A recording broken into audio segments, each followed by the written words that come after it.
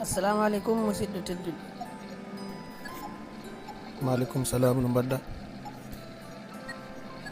machallah, ko mawɗum ko yettude Allah tan. No mbiyataɗa?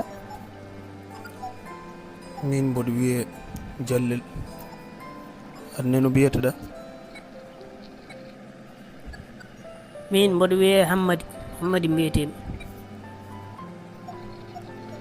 eyyi Hamadi, bisimilla ma. min de garnomi ƴewde ko jarlitiɗo leñol, woni ko fuɗɗino jangguindemi, hannde noon garnomi ko jokkidde ɗum.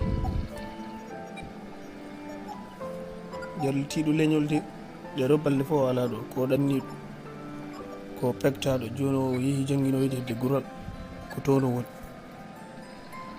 o yeehi gural kam holto heede aduna he? Gural kam to heedi?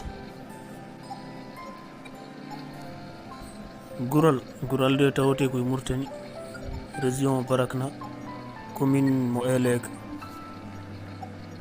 yo ko toon heedi? Toon kam beele ne woodi kayehiɗi walla waɗani? ala, ene manki woɗɗude kayehiɗi. hakkude mum kayehiɗi ene wawi wonde kiloji 300 walla 200 pawɗe. yo a jaram, mi faami. pas mum no foti hakkude kayehiɗi faade toon?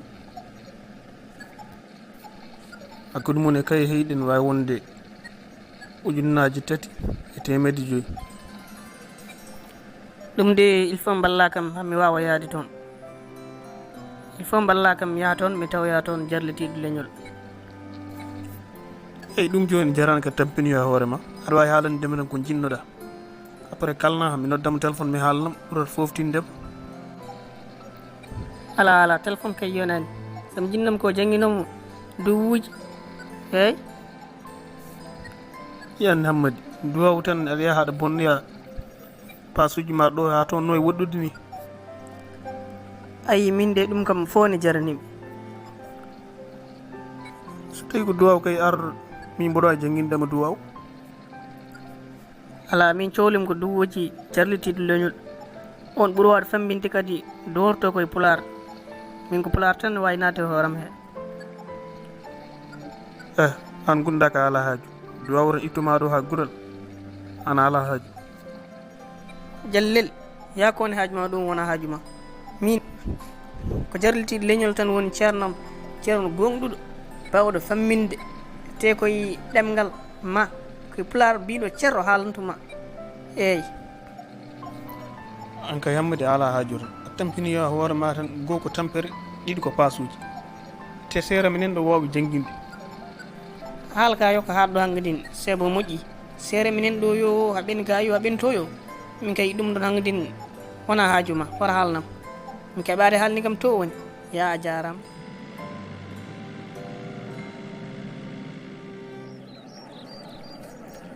assalamu aleykum ceernam, jaam ñalli? jaam, ɗum wona Hammadi? waaleykum salam, bisimilla ma. an kam holto gummirɗa ka? Hamadi kay ay goranda to ummiri ka.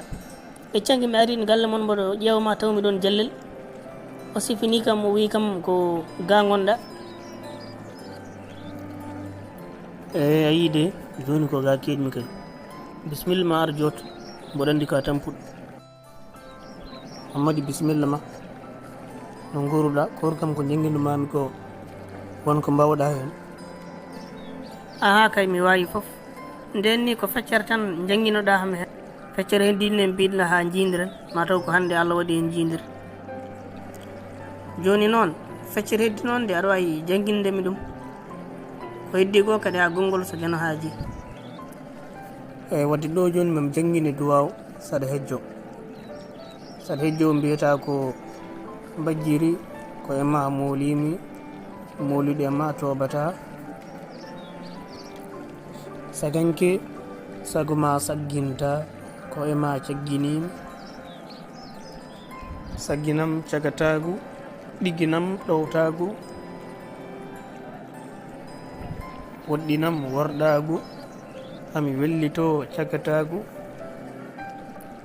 mi ɗaata e ɗowtaago hami lolla e karasirago. Hamadi oɗo duwaw noon ko ɗo o haadi ko ni o sifori. Wattu hakkille beele aɗa yawa wawde oɗo duwaw sabu mo rabbiɗi. eyyi a jarama, mami ƴeew wawde oɗo inchallah. Ko adi kam mboɗo hoota mami ƴeew jangguɗo ɗo duuɓuji kewɗi